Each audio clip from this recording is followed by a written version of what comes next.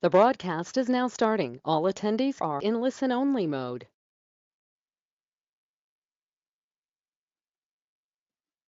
Hello, everybody. Thanks for joining us today. My name is Dawn Lacallade, and I am the Chief Social Strategist here at LiveWorld, and I am joined by Jena. Hi, everybody. I'm Jena Dengrove. I'm the VP Creative Director here at LiveWorld. And as the headless voice announced, we have put everybody into muted mode, particularly because we're all working from home, and we know that our pets love to sing the song of their people while we're in the middle of an important meeting. But we also know that there's a great deal of expertise on this call with us. So if there's something in particular you would like to contribute, please feel free to comment in the chat box, and Matthew, who is helping us with our logistics, will unmute you so that you can contribute as we go. We are going to have a section at the end for questions, so hold on to those, jot them down so that you can ask those there as well. So today we're going to talk about a combination of compliance and the important pieces of compliance, both from an FDA and an FTC perspective. And we're also going to talk about where that intersects with creative. And so often we get really wrapped up in the compliance piece that we sometimes forget that really dynamic and engaging creative is critical to getting our messages across. So I'm sure your immediate question is, who are you and why are you talking about this? LiveWorld has been in the healthcare space for 25 years. Back when it was message boards. We have over 250 social properties that we manage and work with our clients on. Our clients range from the biggest of pharma companies and the largest of pharma brands to one brand companies that are in the rare disease space and have less than 8,000 total audience in the United States.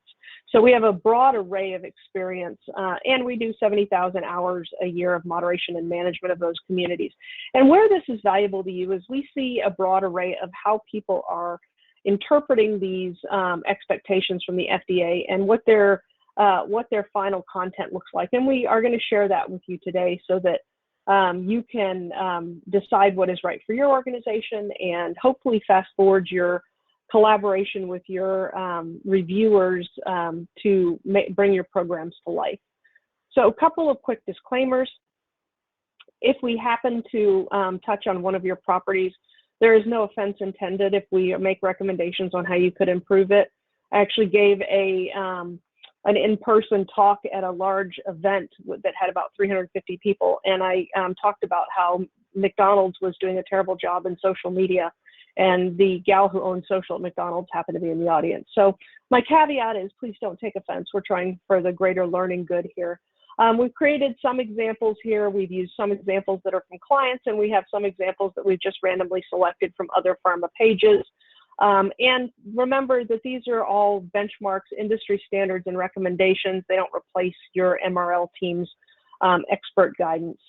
So first, let me just caveat by saying, while there are challenges to being in a compliant space, it is really, really important that the FDA is here and doing their job and keeping us all safe. I happened to find this image when I was creating the slide deck and just thought it was great. You know, who doesn't need a cure for toothache that includes cocaine? And interestingly, I also saw that somebody in the broad array of crowdsourcing decided that they could rewrite this ad with a little more knowledge of cocaine and actually make it talk about how addictive and how terrible cocaine is and how you shouldn't use this drug. But we love the FDA and we appreciate the job that they have to do. But we also have a clear place for pharma industry in the balance of good information and misinformation in the social space. So this is a screenshot of a search done on Pinterest, which does not allow branded pharma participation or ads. And so what I looked for here was apple cider vinegar because it traditionally has this great and lengthy established cure-all properties. So on here you can cure acid reflux, you can cure sinus issues, acne,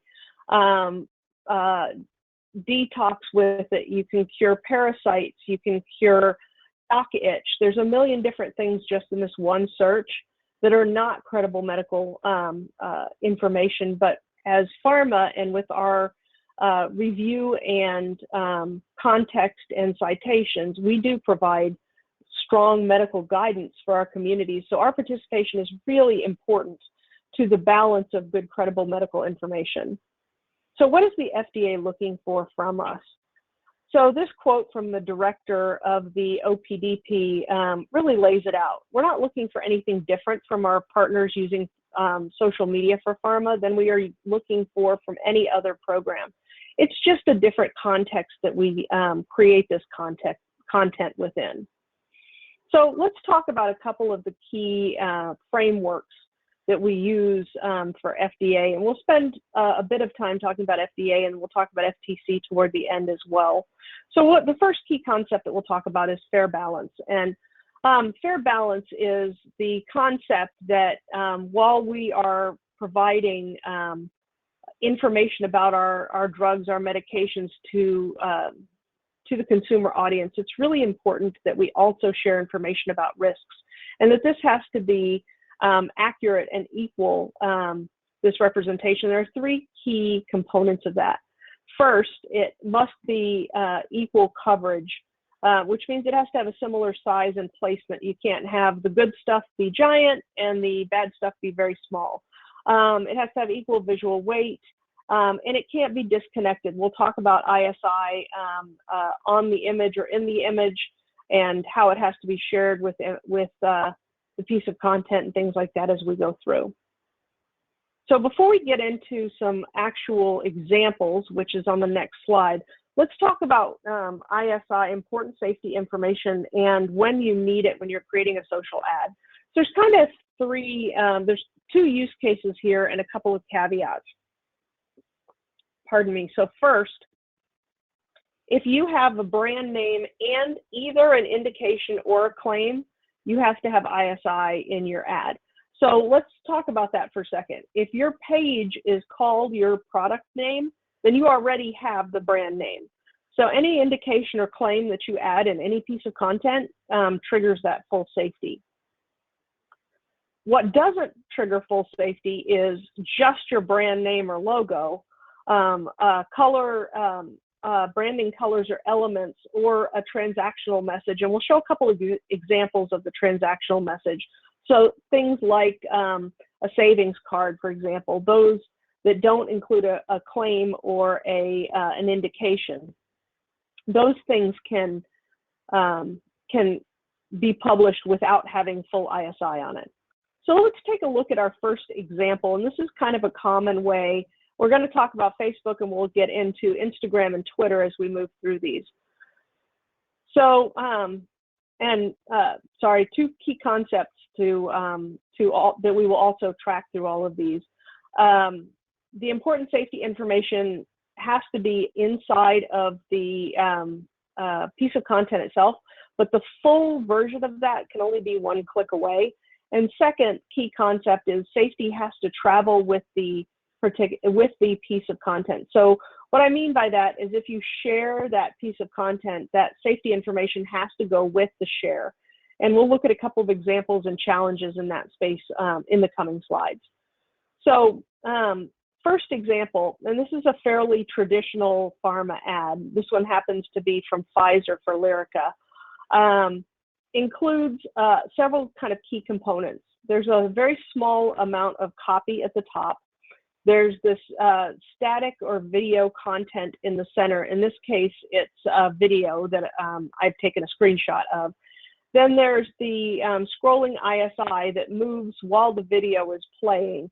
It generally will delay for 3 to 5 seconds before it begins to scroll, and then it continues to scroll through the duration of the video.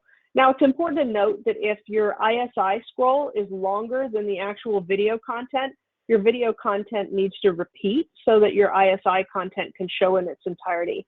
And finally, at the bottom there, we see that there's a destination link that it can share off to. So this is kind of a traditional layout and the traditional components that are included in a branded program.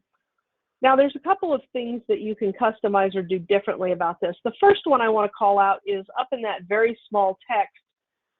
You have functionally two options here. The first is to put the body content or your brand's commentary before the link to the full prescribing information. If you do that, you have to make sure that you stay before the more. So if you have more than 125 characters, and sometimes it can be more like 120 characters depending on formatting and font size and whether you have bold text and things like that. So between 120 and 125 characters is all you get. So we strongly recommend that you use the Creative Hub mockup tool to ensure that your copy doesn't go past the more.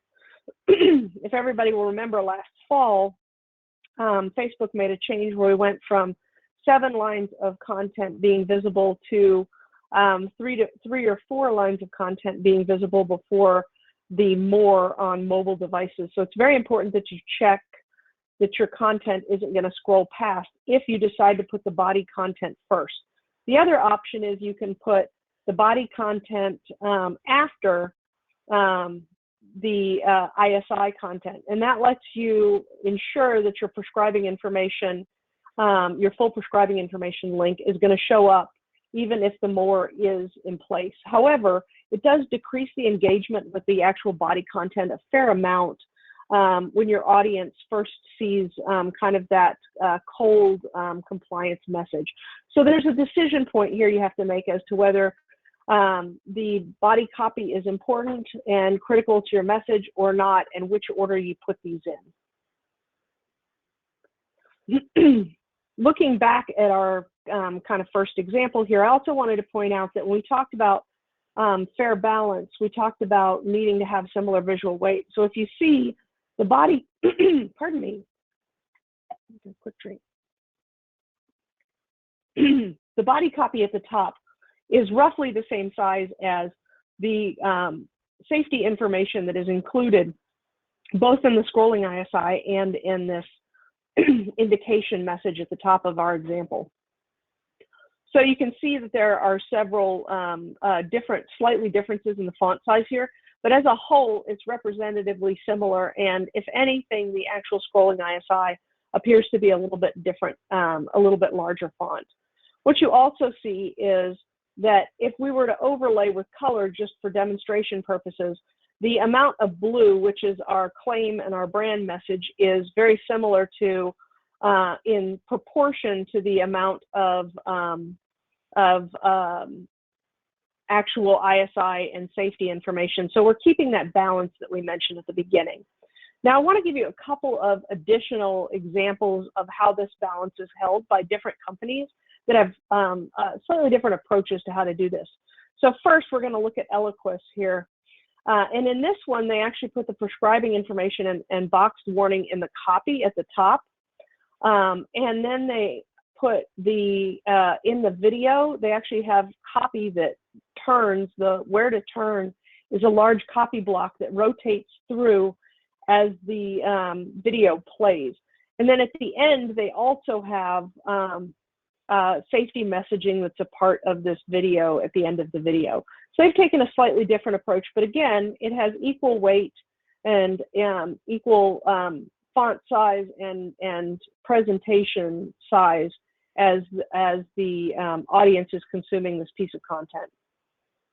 The third one we'll give you here is for Prevnar 13, and in this one, they have done similar, putting the important safety information and the prescribing information on top instead of on the in the body copy, and they have included in the video, instead of having scrolling ISI, they've included the full safety scroll at the end of the video, but they've announced as they go through the video that that information is housed at the end of the video.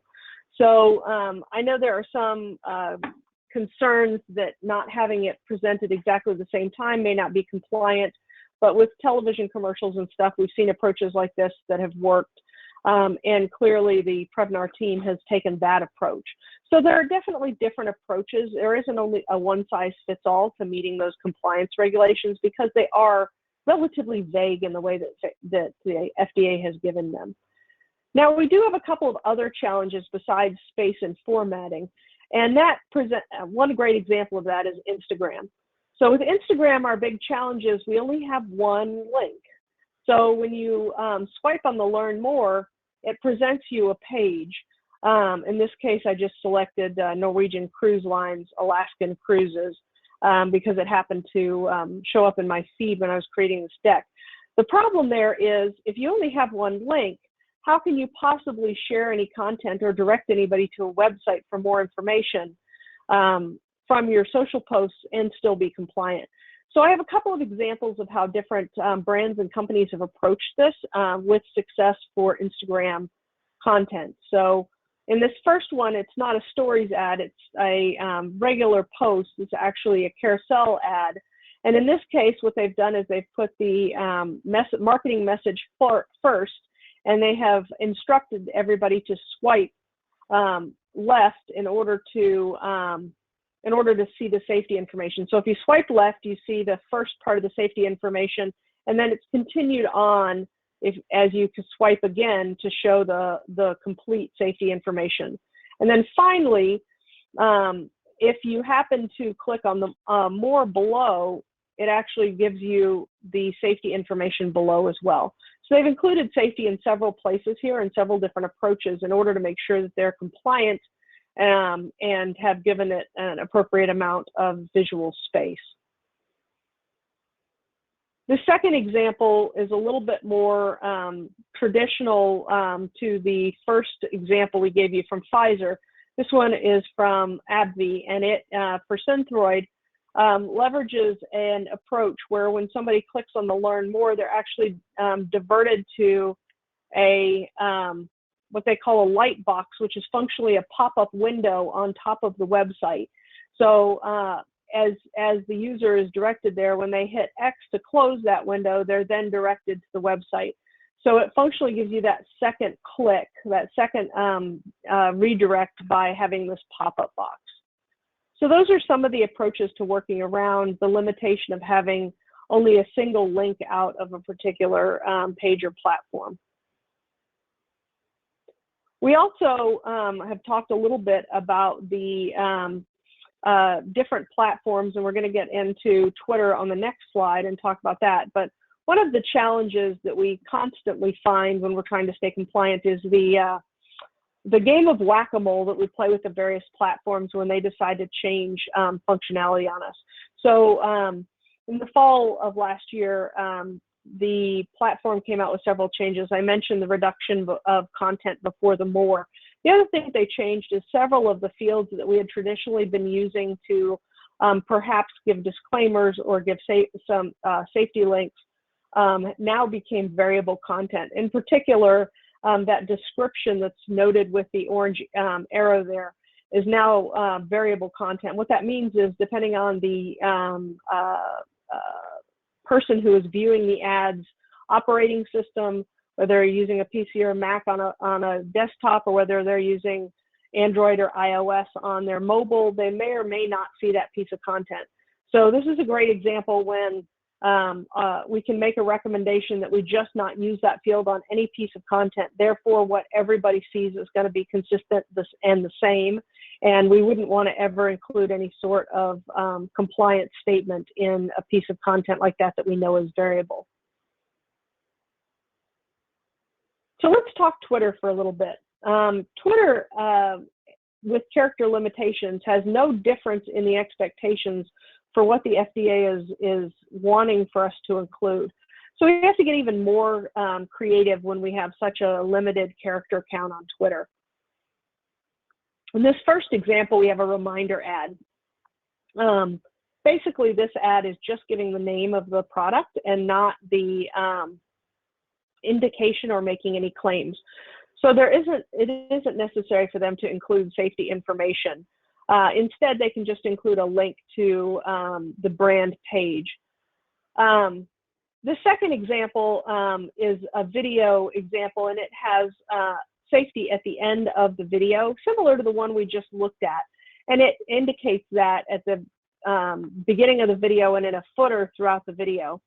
And they have a little bit of information in the copy at the top. And then if you were to look at the profile, you would see that the safety information is linked from the profile as well.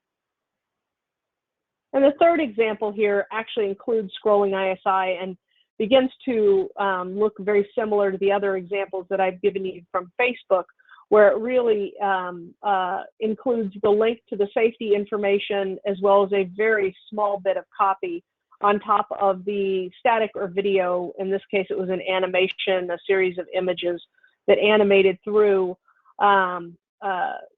actual body of the content, and the safety scrolls below it, much like it did on Facebook. So you'll see there are, again, different approaches to staying compliant, but they all include the same core components that we talked about before.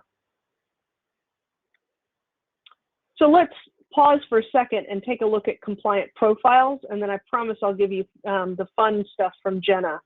When we look at profiles, they look a little bit different across the various channels, but there are key components that stay the same. So first, the profile image itself.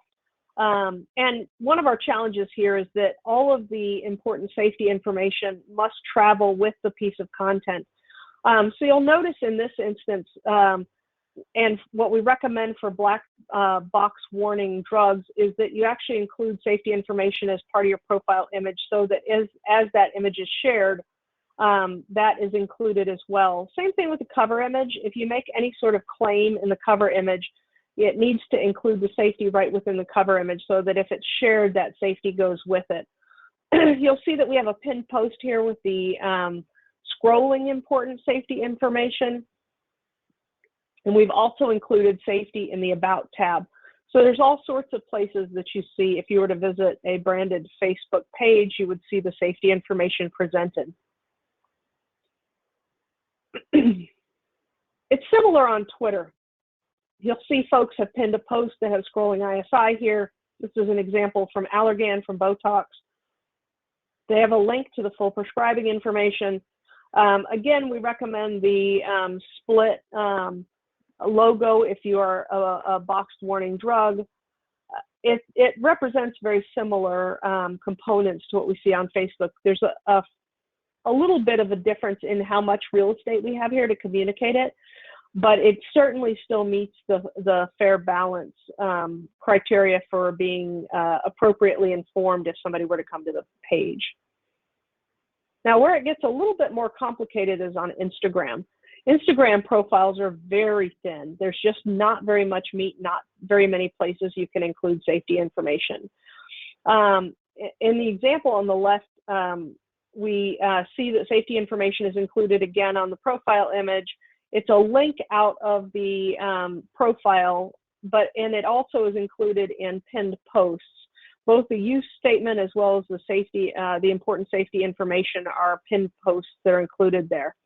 In our second example for Instagram profiles, I think it's Illuven is how it's pronounced. Forgive me if I'm incorrect. Has done something a little bit different. What they've done is they haven't used the pinned post to showcase their important safety information. What they've done is created a story that shows the important safety information and uses, and also information about their services, their affordability services, and other services that they offer their patients. This is an interesting approach. When you click on it, it does fill your whole screen with the safety information. The challenge is it doesn't display safety with equal weighting, because it certainly meets the one click away, but it doesn't necessarily have the same visual weight on that initial page. However, I'm sure their safety team, their MRL team approved it and felt like it had enough weight to be compliant. So now that we've looked at several of the boring compliance slides, I'm going to turn it over to Jena, who's going to share some much more interesting, creative examples of how these things come to life and what they look like. So Jena? Thanks, Dawn. So what do patients expect? Clearly, there are or can be some challenges to overcome from a social media compliance standpoint from what Dawn spoke about earlier, but we're in luck because we have some examples to show you here to demonstrate some of those approaches and how we can take them to the next level and make them more creative. We need to really make sure we're finding creative that connects with and engages to audiences and gives value to the brands. So let's ask ourselves, what do patients expect? So the first thing they expect is us to understand them. They are looking for brands that feel relatable, that feel like they understand their challenges, their struggles, their needs for solutions, their condition and journey on that condition or through that condition, and brands that reflect those actual realities in the creative. So first up is we're going to talk about reflecting their reality. And the example we have here is one we created for the migraine space. Now, migraine is a highly, highly competitive space, as you all probably know. And when you're living with migraines and you're having one of those horrible migraine attacks, you know, what you are having to do is often sit in a quiet, dark room. And most of the ads for migraines actually show people laughing and they're on vacation and they're doing all kinds of activities with their children. And that's great. That's the after, but it's not relatable to the during. It's not the true experience of having a migraine. So to stand out, the entry point into this campaign is actually grounded in the reality that these patients are facing, because first, we need to connect with them and reflect their reality. And then we can position ourselves as the medication or the solution to help them get past or through that dark room and into the possibilities of what life can be. So that's one example. The next thing we need to do is start to deepen those relationships with the customers or patients or whoever we're targeting in our ads. And the best way we can do that is really to leverage real stories that demonstrate this understanding we have of the population. Not only does it create common ground because it showcases their experiences, but it can also be used to draw out those stories and highlight those key actions and behaviors that we're trying to achieve by showing them reflected from others.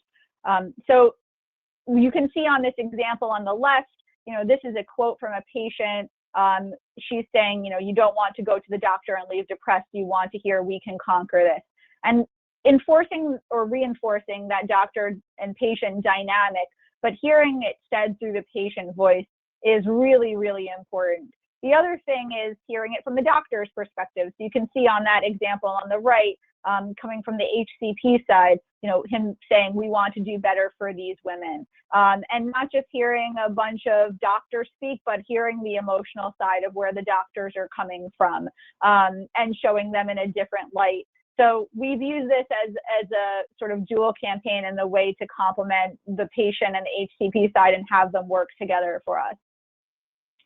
The other thing we need to make sure we're doing is creating content that really sings. And sometimes that can be challenging because we often depend on having shoots and things to get content for us, but we can actually do a lot with what we already have today. I'm sure there are campaigns and shoots and materials that you all have spent a lot of time and effort and funds gathering and garnering assets for. And there's no reason we can't take a look at those assets and actually start to give them new life. So this particular example that we have on the right here uses an approach where the original challenge was that the video content that we had to leverage for some patient stories was actually in the form of very long form content, patient testimonial interviews that were housed on the brand's website. And we normally, if you had some long form video, one approach might be to do some video cut downs, to take little 15-second snippets out of that video and create something from that that would be used on social. In this case, that actually wasn't possible. And so the approach we took was to create this animated, almost animated infographic type experience where we were able to highlight that same quote that we thought was really powerful, but it was a way to do that without needing to cut up the video in a way that was not going to be visually appealing, and instead made this a really fun and engaging piece of content. So this worked really well for us in this particular situation, and there's tons of different ways to slice and dice the assets that you might have to make something new out of them. But we like to call this content reinvention, and it's something that we pride ourselves on here at LiveWorld, to be able to use what we already have and make something brand new out of it. We'll let that play for a second. And it's one of the things that's great here is people, just like you're watching right now, tend to watch their video without sound, and being able to have a lot of text on screen to explain what's happening, see the quote animate on screen too, is important, because we're able to tell that story visually and verbally. So the next part about our storytelling path here is being able to tell the actual story. And in addition to using storytelling to demonstrate our understanding of the patient's journey and hardships, we actually can use their own stories to drive behaviors and see the brand's value. So the first item up is sharing patient stories in new ways. And stories really can come in lots of different formats. Video is always going to be preferred because there's nothing like hearing it straight from the person or the patient. Like we said before, video should work with and without audio, and that might be animating text on screen. That might be just as simple as adding subtitles, but we need to make sure that we're not isolating our population who's watching these pieces of content by not having a way for them to watch it if they can't do that with a sound. The other thing we need to make sure is that we're considering the attention span. Ideal rate is 15 to 30 seconds max for a video on any social platform. And you really need to make sure you're leading with a strong brand message, because you can pretty much guarantee that a portion of your audience will likely drop off after the first 5 seconds. So you want to make sure that you're starting with a brand message, you have the key point of difference or a logo or something to mention your brand in there to hook them and get them to continue watching. The last thing is to make sure that we're using that call to action at the bottom of the ad in that very valuable bar to make sure we have some sort of actionable comment or driver to key up the behavior we want the audience to take. Get the blank, find out more, hear this, watch that. An action verb type word goes a long way to getting people to understand what the next step is that they need to take.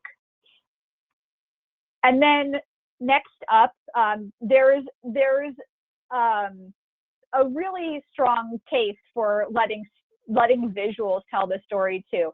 We may not always have video at our disposal, and a good story doesn't actually have to be told with a lot of words if we have the right set of photos. Being able to do this, maybe we've recorded an audio story from a patient, maybe they've just provided a written story to us and we don't even have any audio for it, but we can still tell that story. So this particular example uses a quote from a patient as the post copy, and then three photos, where the first photo has this powerful, emotional payoff, I got my life back, and then you can see how that pays off through the other two photos, and then hooks you to, watch more about her story. So again, our call to action bar, very valuable. See Cynthia's full story, watch more. And that can drive us to maybe we even have an animated video if we don't have her actual patient video that we can drive to, but it gives us an opportunity to create different ways of drawing our audience in, and often to whatever the website is that we're hoping to land them on from the social ad. But last but not least, there's nothing like hearing from the actual source. That might mean a virtual video shoot, which we'll talk about in a minute.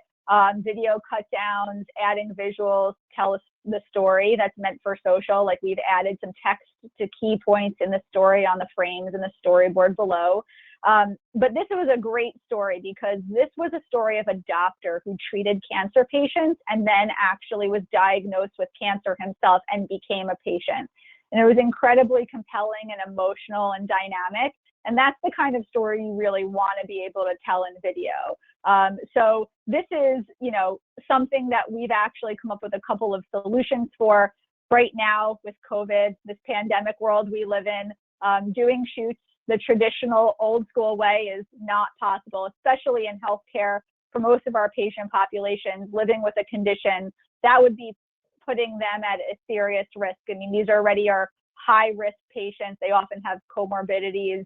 We can't do a traditional shoot, but we've actually come up with a couple of really great solutions to do virtual shoots that we've been using. And there'll be an opportunity to follow up with us more at the end of this presentation. We'll tell you how to do that. And if you'd like to hear more about how to do these virtual shoots to add to your content repertoire, we would love to talk to you about that. So the last piece of the puzzle here is the entertain me portion. And, we have a lot to say as a brand. Sometimes those messages are really straightforward. Sometimes we can actually get a little cheeky and sassy with them. Patients ultimately want to be entertained, so we shouldn't be afraid to show that personality. And this example here is a great first start at that. So for this particular brand or campaign, we were actually targeting men, or the ultimate goal was to reach men. But we knew that the best way to do that was actually to target the women in their lives. Because we had some research that in this particular condition and space, that oftentimes the women were the ones that were making the doctor's appointments or encouraging the patients, the male patients, to need to seek out treatment. And so we actually use this as an opportunity to talk to these women, to ask them if they knew about the connection between prostate cancer and this particular condition or instance, and use that to help them encourage the men in their life to talk to their doctor. So we gave them permission to nag their spouses, their husbands, their partners, to go see the doctor. And then next, we want to make sure we're creating content that's capturing attention. That's not always done through humor. Sometimes that's done through something really unexpected, like a headline that makes you pause for a second and say, why that? So here, a headline, I want more dirty dishes. And you see that come up in your social feed and you think, why would anybody want more dirty dishes or more wrinkles or more laundry to do? It's because they want to have more experiences in their lives when they're dealing with a condition like cancer. And so this campaign is another idea of how we can take something, seemingly unexpected and get some really interesting engagement out of it. And in a sea of sameness, the idea of doing something like this and breaking through the clutter, again, of the people walking on the beach with the dog or riding the bicycle, is really, really powerful and thumb stopping, as they would say. Don't forget climbing the mountain. Oh yes, climbing the mountain, going on the trip of a lifetime. We see it time and time again. So breaking through is really important.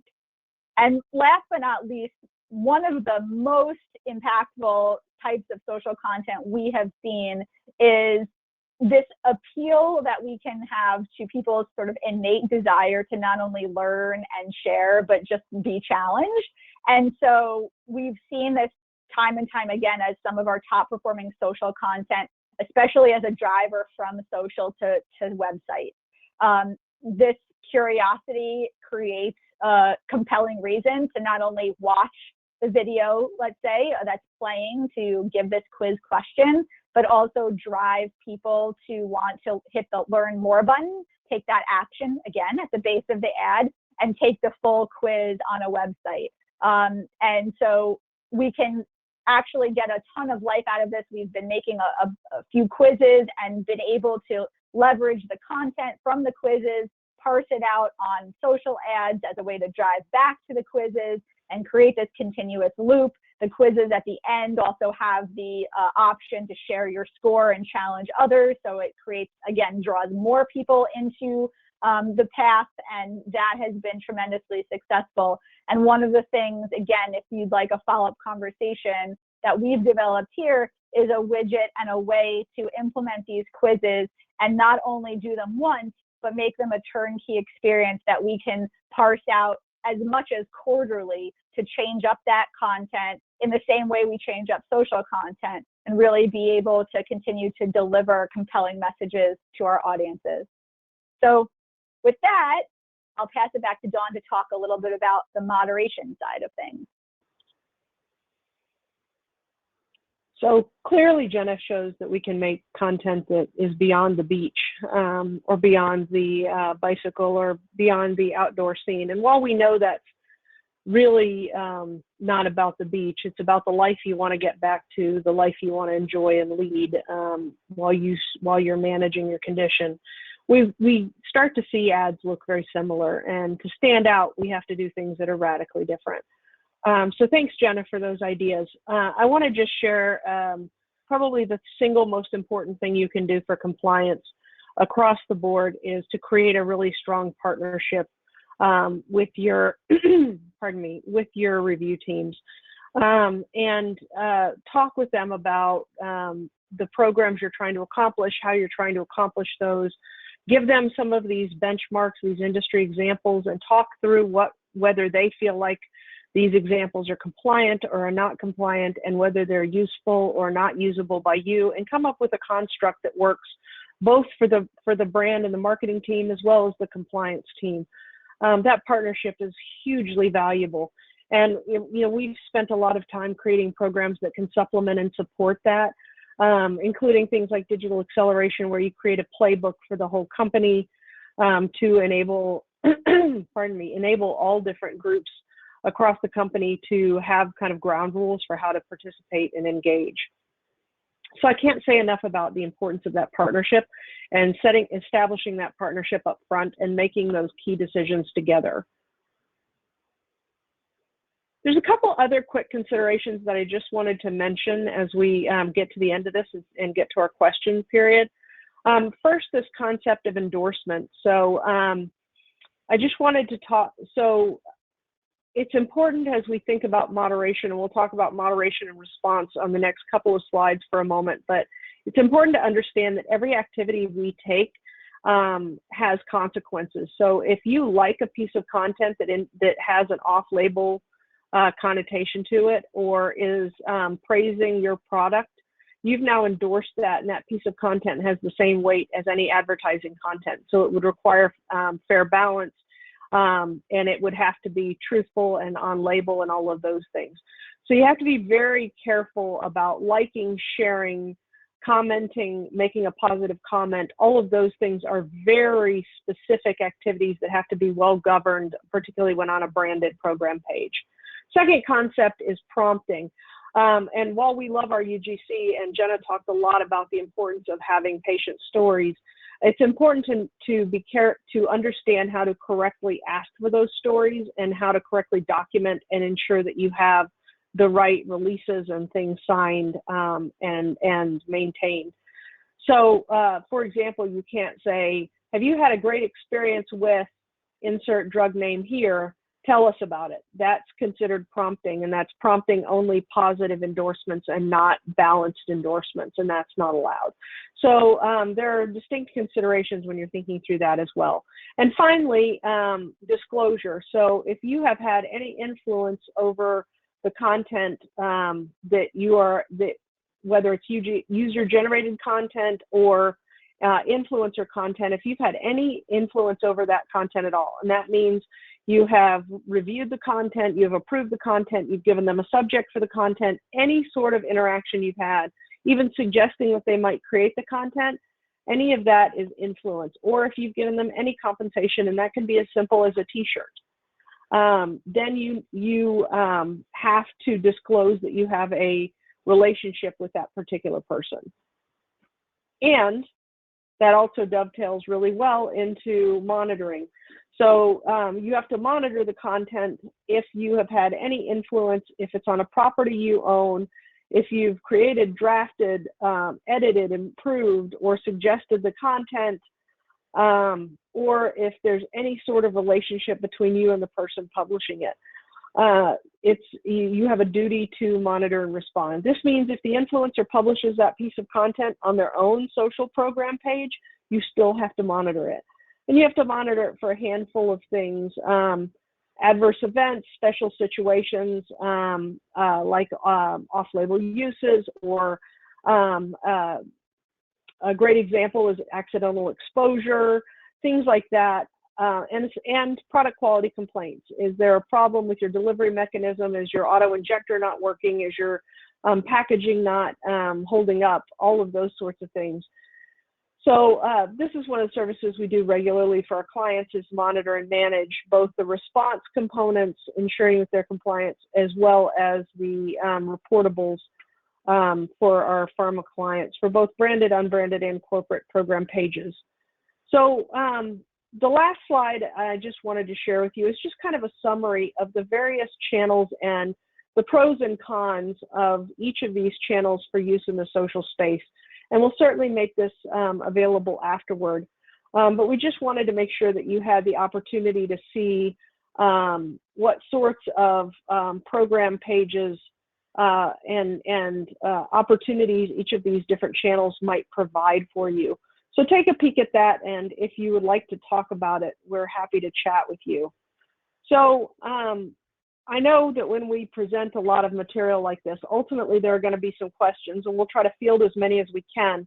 But if when we finish here you have a burning question or have a compliance issue you're trying to work through that you would like some input on, or even would like us to take a quick look at some content that you've created or a concept you're evaluating, we can take 30 minutes, get together on a call, and try to help with any of the places where you're struggling or trying to progress your current program. So with that, Matthew, do we have questions? Yes, we do. We had some questions come through, and I'll start with the first one, which is, will we send the presentation out afterward? And I'll go ahead and answer that one, because the answer is yes, absolutely. I vow to you that I will get this out to everyone before the end of the day. So that's the first question. I wanted to take that one right off as well. So, okay, here's a question. So the question is, if you create a pharma branded Facebook page, do you need separate Facebook pages to launch paid HCP and patient campaigns for the same brand? No, you don't. Great question. You can use the targeting to limit what who the content goes to, and it varies by channel depending on how specific the targeting can get. But having one branded page based on the product brand name and having the appropriate safety information and links on that page to both the patient information as well as the provider information websites, you can easily use one website to target both audiences and reduce the amount of work you have to do in maintaining those two sites. We've seen very effective programs to do that. Excellent. Thank you, Dawn. Okay. And we have another question here. So this one is a question about TikTok. And it's the question is the usage and applicability for healthcare and pharma specifically. Oh, that's a really good question. So TikTok obviously is working its way through a few challenges, and I understand hopefully we have a solution to keep them live in the US, but it's a compelling platform for pharma marketers for all of social media for several reasons. First, it's a channel that allows for very viral and specific messages to be released through the short format video. And I like it for a lot of reasons. I like TikTok because the algorithm does an extraordinary job of showing you things that are applicable and relevant. I like TikTok because it's a fresh and new medium, and it's very genuine. It isn't over polished and it isn't forced.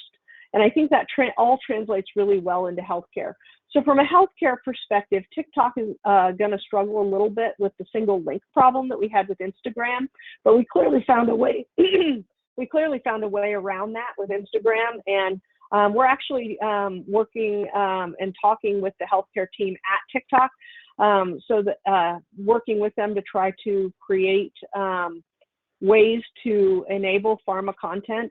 They've had some early success with healthcare and pharma brands with some programs, and I know their team is really interested in continuing the conversation with brands who are interested in using it. So as they continue to mature their model and create some compliance platforms for us, I think it's a really compelling channel for us to consider, particularly with healthcare education. I've been really excited to see a lot more healthcare and pharma-related content on there, whether it's people talking about their conditions and educating the world on their rare conditions, all the way through to there are healthcare providers that are giving advice and talking to patients, particularly during COVID. We see a lot of that. We see a lot of learning and education opportunities, folks talking about how to better manage conditions. So there's a lot of educational opportunities now, and the pharma branded opportunities are coming very quickly as the pharma and healthcare team gets a chance to really dig in and create processes. But I have no doubt that we'll be able to create a path forward, much like we did with Instagram limitations around stories. Excellent, thank you. Okay. Well, I don't see another question here, but I did want to mention that directly after this webinar, there'll be a very brief survey. If you could please just take a moment to fill that out, just let us know what you think, how we can improve, and what topics you'd like to hear from us next time. So with that, Dawn, Jenna, thank you very much. Thank you all attendees for staying with us. Looks like everybody stayed with almost the entire time. So we will send this out along with a recording, and then we'll follow up to see what additional questions you may have. Thank you, guys. Thank you. Thank you, everybody. Bye.